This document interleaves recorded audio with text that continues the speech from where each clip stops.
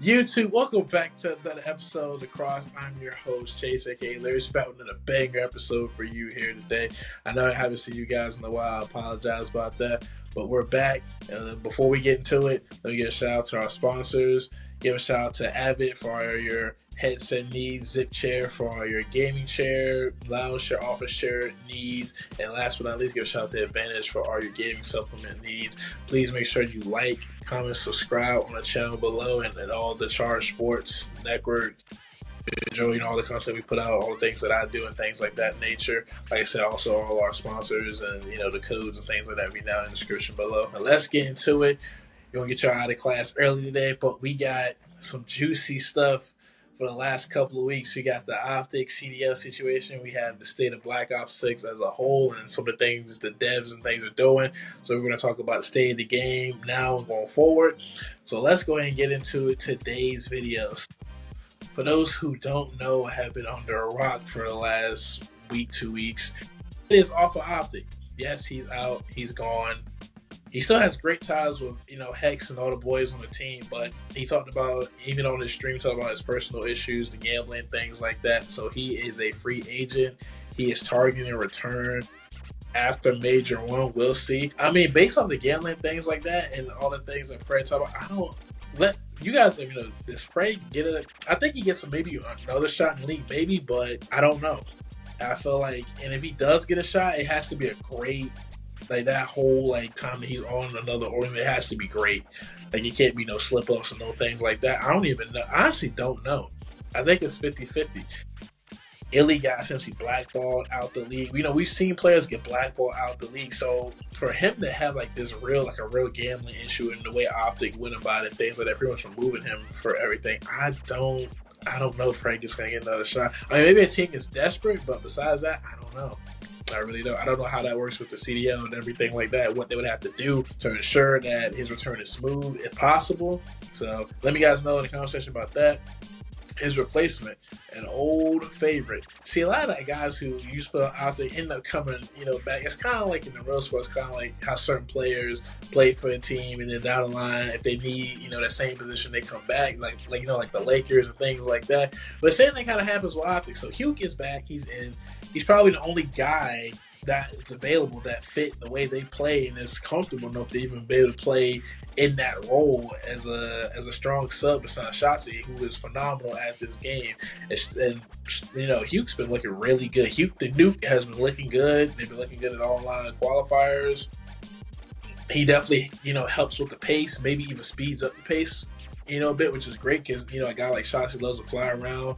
So that SMG duo seems to work, as we've known back in the day. It just Huke got to be consistent in his respawns. But he's given them an uplift, really a search and destroy by him playing it down in challengers. He's had a lot of reps and seen a lot of things. And he's been calling the shots.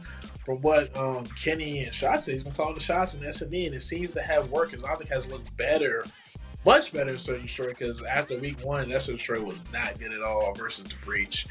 So right now, so far, so good with Huke the Nuke. Also, we've been seeing Huke playing with Illy some, so maybe there's an EXO return. But like I said, for what I know, Illy's situation with the league isn't the best. So I don't know, I don't even know if Illy can come back as a sub. I mean, obviously, I don't think Illy's going to crack the start line anytime soon, but who knows, man? It's been a crazy season already, and we haven't even gotten to the actual major win yet. We've been doing qualifiers. So, a lot of news on Optic, but now we're going to go to also some other things competitive wise. So we're going to talk about the CDL has removed Rewind, Hardpoint, and S&D out of the game. I don't understand why, because Rewind, Hardpoint plays pretty well, but they pretty much took all their data because they said that was the most map and mode vetoed out. But here's the thing about competitive COD. Just because a map is vetoed on certain game modes doesn't mean it's not good. It's just, it also could mean certain teams don't want to play certain teams on that map because they're not as strong as that other team, or they don't feel as comfortable as that team. See, the veto process is strategic. You don't want to play on a map that's not good for you but great for the other team. That's why I said the veto data is not all you should look at before you get ready to move a map, map or maps out of the map pool. Ironically enough, Breaking Point did a study for all the pros.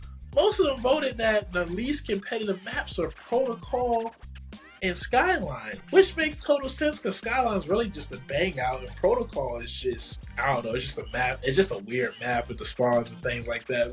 So I don't understand. We have already small map pool. We get rid of Rewind, which is actually one of the better maps. We don't have a lot of good maps. And we get rid of one of the better ones. I don't understand how we not get rid of Protocol before then. Before Rewind, I don't know. Maybe they were thinking, but they didn't discuss the pros about this, and so they're very upset about that. Rightfully so.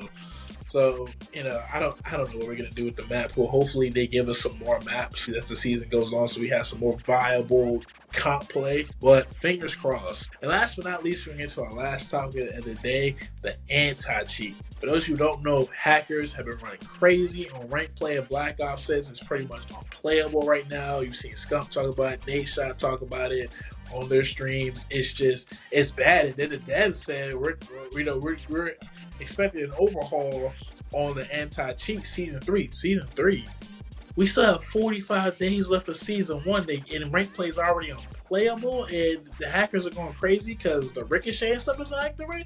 By the time we get to season 3 in the spring, start of summer, bro, nobody's gonna care anymore. The game's gonna be over. Essentially, nobody's gonna really care, and they're gonna be giving out us updates for the new Call of Duty. So honestly, Black Ops 6 might be chalked, and Nation talked about it. Just how I am talking about it. It might be chalked. Just because we can't get decent gameplay until season 3. That's insane. But alright guys, I'm going to let y'all out of here. Let me know about the topics in today's video down in the comment section below. And pin your boy Lyrics about